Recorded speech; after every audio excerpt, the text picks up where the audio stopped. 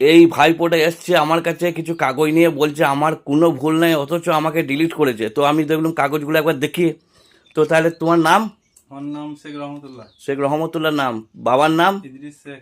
আচ্ছা, ইদ্রিস শেখ। তাহলে এই মোটামুটি 2002 সালে কাকে দেখিয়েছিলে? ওটা বাবাকে? বাবাকে। বাবাকে 2002 সালে বাবাকে লিঙ্ক করেছিলে, তাই হুম তো? হুম। তো আমি এর কাগজগুলো একবার দেখবো। তো এ বলছে যে আমার সব ঠিক আছে, অথচ আমাকে ডিলিট করে দিয়েছে। হ্যাঁ। তা আপনাদের সঙ্গে কিছু শেয়ার করব যে ওর কাগজগুলো ঠিক আছে কিনা দেখি। তা চলুন দেখাচ্ছি। দেখাচ্ছি বলি কাউরি এপিক নম্বর বা অন্যান্য বিষয় পার্সোনাল জিনিস দেখানো সম্ভব নয়। তবুও আমি আমার পাড়ার ভাইপো, আমি ওদের সমস্ত উপকার করে দিই, আমার কাছে আসে, এবং অন্যান্য মানুষগুলোরও অনেক কিছু আমি দেখাশোনা মোটামুটি যেটুকু পারি করে দিই, চেষ্টা করি সঠিক রাস্তা দেখাবার। তো সেই মোতাবেক এই ভাইপো আমার কাছে এসেছিলো দেখাতে কাগজপাতিগুলো।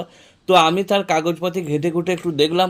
তো আমার যেটুকু নলেজে, কারণ 2002 সালে লিস্টটা ছিল বাংলায়, এবং ওনার বাবার যে পুরনো ভোটার কার্ডটা এবং দেখলাম, এবং তার মধ্যে আমি কিছু কিন্তু ভুল ত্রুটি খুঁজে পেলাম না যে কি ভুল আছে, হয়তো শেখ এইদিকে ওইদিকে, সেটাও কিন্তু ঠিক ঠিক আছে।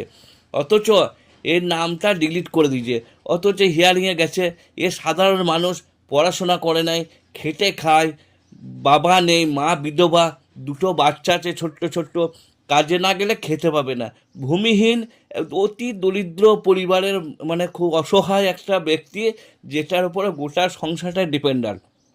তো এই মোতাবেক একদম মন্নাপন্ন অবস্থা, কান্দা কান্দা অবস্থা, আমার কাছে এসেছে কাকা এরকম অবস্থা, আমি কি করব।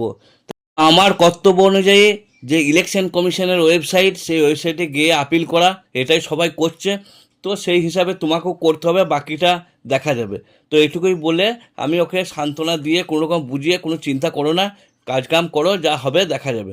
তো অবশ্যই তুমি ভোটার, তোমার পূর্বপুরুষরা এখানে ভোট দিয়ে গেছে, কোনো টেনশন করো না, বাড়ি যাও এবং তুমি আপিল করো, তুমি হিয়ারিংয়ে যাবে এবং তোমার সমস্ত যেটুকুই আছে কাগজ তুমি দেখাবে। এবং সেই মোতাবেক অনলাইনে আপিল করে তাকে বুঝিয়ে পারিয়ে বাড়ি পাঠালাম। তা বুঝতে পারছেন মানুষের কি কি অবস্থা, কি মানে টেনশন। সকলেই তো দেখতে পাচ্ছেন এই মানুষটার মুখটা, তা আপনারা দেখেই বুঝতে পারছেন যে এ কি মানে টেনশন করছে, এর কি চিন্তা আছে মাথায়। তা চিন্তা করতে পারবে না, এ যে এত মানসিকভাবে ভেঙে গেছে। তো আমি একে বুঝিয়ে পারিয়ে কোনো রকম সান্ত্বনা দিলাম। তারপরও এর মুখ থেকে আপনারা শুনুন যে ই কি বলতে চাইছে, এর কি মানসিকতা, কি অবস্থা, ই কি টেনশন ভোগ করছে, আপনারা একবার শুনুন, তারপরে আমি জেনে নেবো। আমি একা মানুষ, আমি কি করে কি করব? আমি কাজ করব না এই মজা করে বেড়াবো কাগজপাতি নিয়ে? দুটো ছেলে। হুম। তাহলে আপনারাই বলুন কি করব আমি?